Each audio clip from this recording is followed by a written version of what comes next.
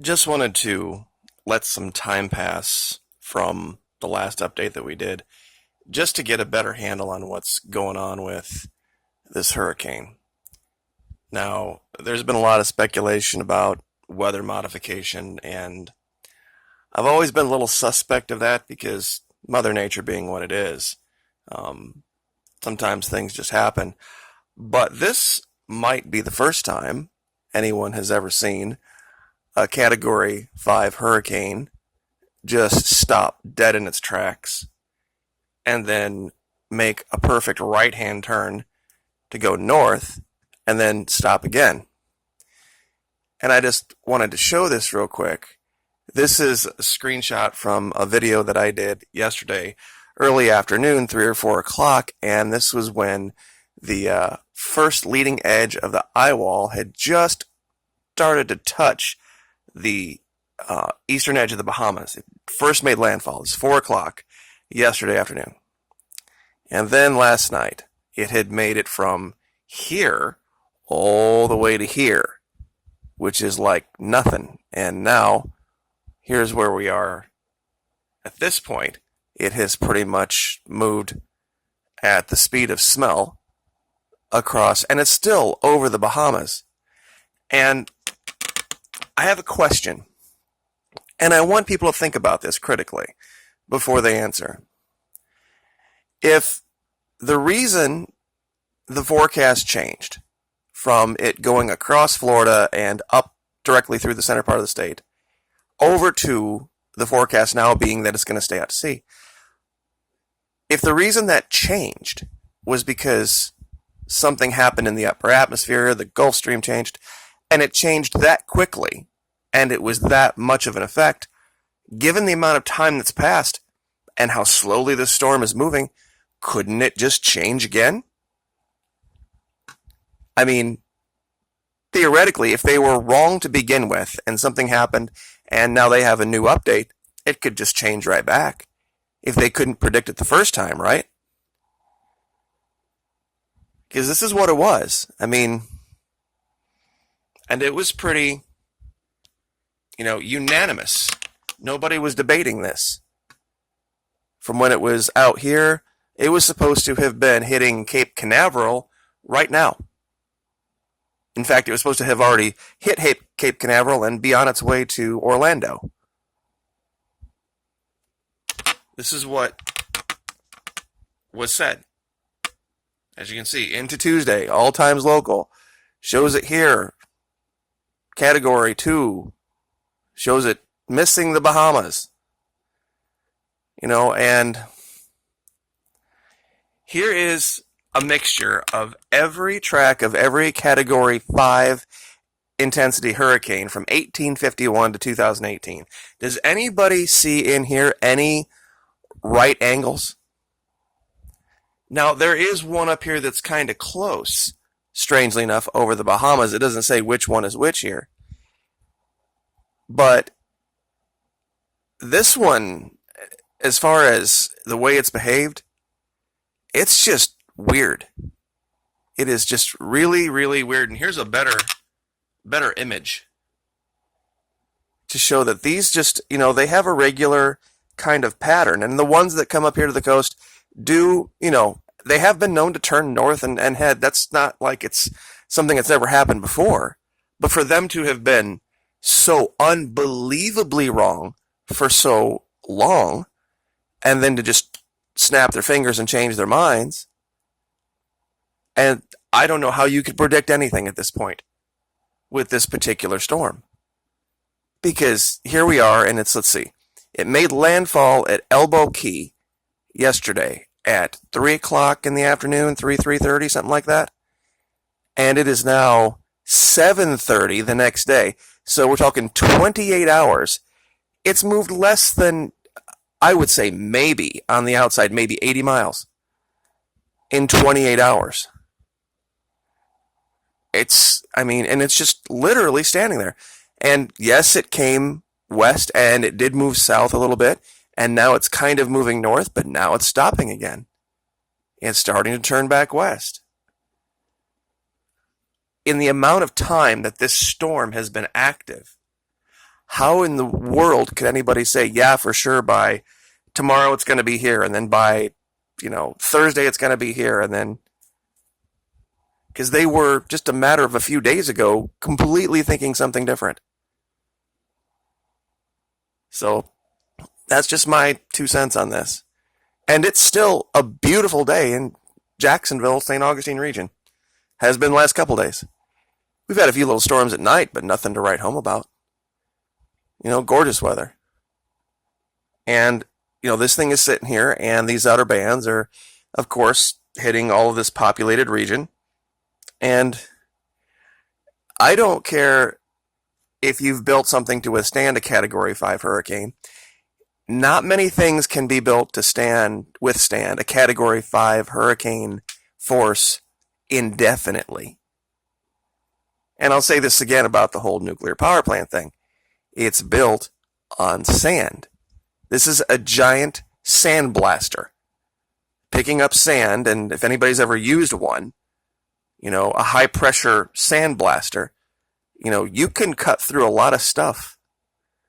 And if this thing is just sitting and churning up sand and pulling out the foundations underneath things, all sorts of crap can go wrong. I wouldn't want to be within 100 miles of that nuclear power plant, or any nuclear power plant with a Category 5 hurricane. Sand blasting everything. So, just my opinion, I guess. But as far as the stuff in Antarctica goes, I had mentioned a few days back, one of my viewers named Tyr, T-Y-R, God of War, had found a Pentagon in the Sinai. And before I announced it, I went and looked at it and correlated it with a bunch of different locations. So it was the real deal. Well, he's done it again. Now, I haven't taken the time to correlate this one yet, but it's in Svalbard. And this was a place I just hadn't had the time to look. And it's a very odd location, but I believe it's part of a new network. And the reason I say that is this. There's multiple networks out here, and I don't think all of their locations are going to end up lining up with all of the other locations. I think we're looking at a couple of different societies or races, however you want to look at it, and they were competing. It looks like there was a war. It looks like some of them have been destroyed. And I'd love to sit here and tell you that all of these lines all intersect in these perfect, alignments. They don't. That's why I've only completed 2, the DC network and the Brazil one. The Chilean one only has 4 of 10. Same thing, Namibia. Baghdad only has, Baghdad has 4.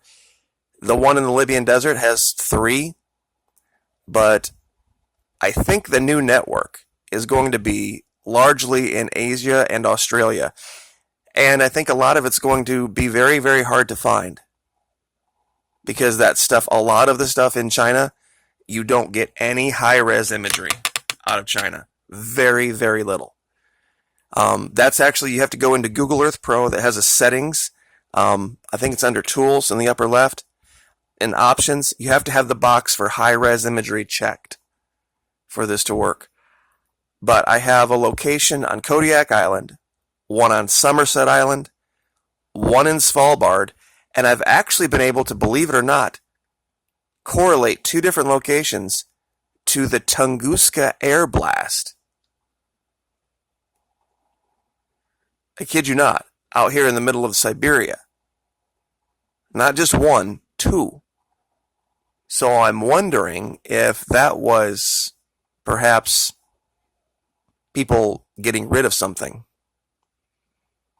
Now, I don't know enough information about that in relation to what we're looking at here to make any definitive statements, but these 3 locations, Svalbard, Somerset Island, and Kodiak, are more than likely going to start to correlate to stuff in China and the Near East, India. And I have found one location in Australia, but I'm not going to say much about it yet until it starts to line up with other things. So I think that might be why we're seeing so much activity in Antarctica from governments around the world, because I think this might be a race between different clandestine groups, clandestine organizations, to see who can put the networks together the fastest and get access to it.